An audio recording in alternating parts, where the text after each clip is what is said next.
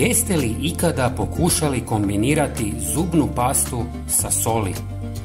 U ovom kratkom videu ću vam pokazati što se događa kada spojite ova dva sastojka. Za početak trebat će vam obična kuhinska sol i standardna pasta za zube. Sada u malu posudu stavite 2 žlice soli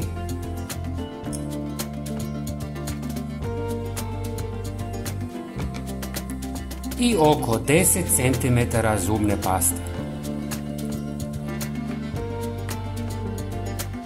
Zatim dodajte 1 žlicu deterdženta za suđe kako biste ovu smjesu povezali i učinili ju još učinkovitijom i snažnijom.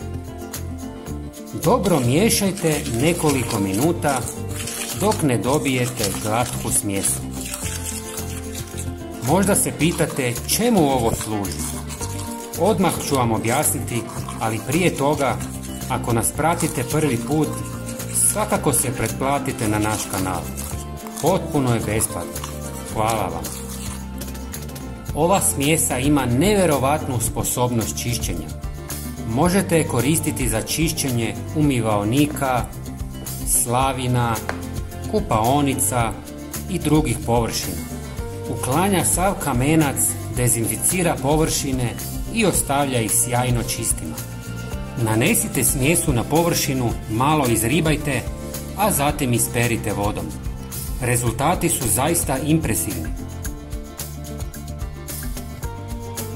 Ovaj stari umivaonik nije čišćen 20 godina i ima u korijenu prljavštinu koju nije lako očistiti. A pogledajte koja je razlika nakon samo 10 sekundi. Nevjerovatno.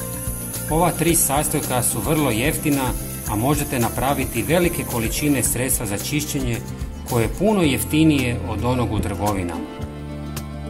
Dragi prijatelji, pogledajte i naš sljedeći video koji se prikazuje na vašem ekranu i podijelite ovaj video sa prijateljima.